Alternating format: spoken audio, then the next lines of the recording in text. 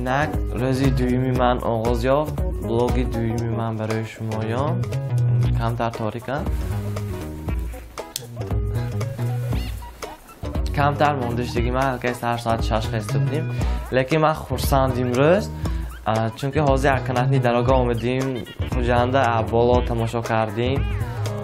خورسند چغ زدیم شبانه خوجند شرایطی شبانه خوجند درزنی جوانه خوجند در شب تماشا کردم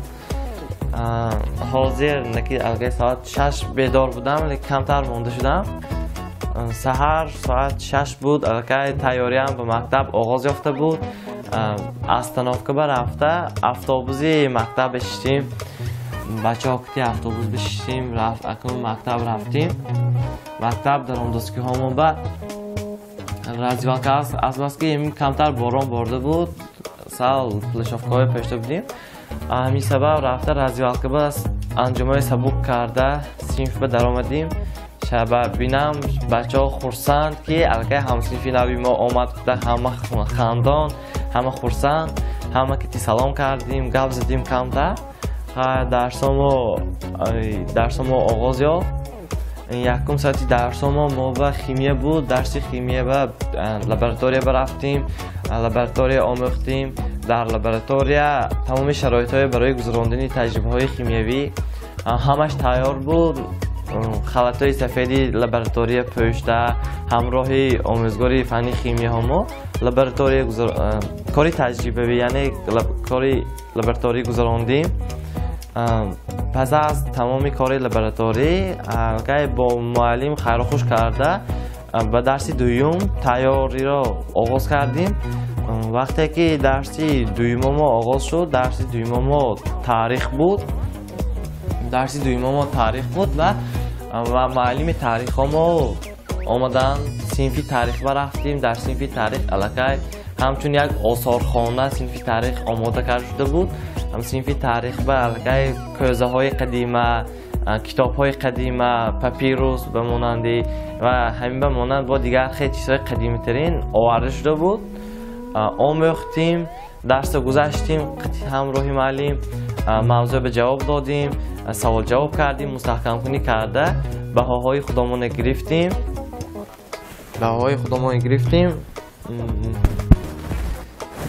کساتی این میشکچی کمیله هازی دستی من به ایستاست هازی کمیله خانی موابه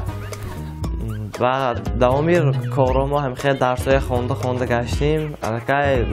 درسی باز با محفلی رقص یعنی خریوگرافی در آمدیم در آنجا همین اش خوب دست که ردیتلا همین پدر و مادر برای دختران خودشان اجازت میدهند که به محفل های رقص به خریوگرافی ترینراف روند محفل ها رقص های ملی خود رقص های بیرون از تاجیکی را آموزند پدر و مادرشان طرفدار بودند من آموختم رفتم علاقه در محفل خریوگرافی دخترچهای خردسال خوانندگان علاقه صنفای 1 و 2 از خوانندگان صنفای 3 و 4 هم بود کلانسال‌ها هم بودند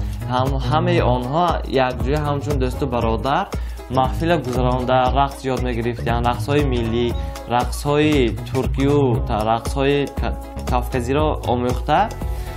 مدنیتی رقصی خودشان را بلند برداشته ایستاده بودند این خیلی هم به من معقول شد به من پسند آمد تمامی شرایط ها برای آموختن فن های دقیق مهیا گشته بوده است البته لابراتوری های فنی خیمیا فیزیکا بیولوژی اکولوژی تاریخ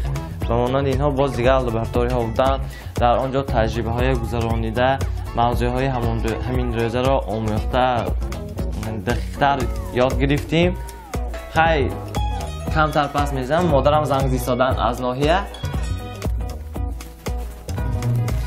حاضر خاننگی ها کتی گپ زدیم مادرم تلفن کردن گپ زدیم و های هم خوراکی شام تناول کرده شدیان کمیله پخته بود است خیلی هم با ما معقول شده است بغیر از این یکی دیگر نویگری دختری که شهری یعنی کمیله در خانه ما گاو هست گاو را جوشیده توانسته است این برای خیلی هم پیشروی می باشد این لحظه مانده شدم بلاگ خودم را تمام میکنم خیر تا روزی دیگر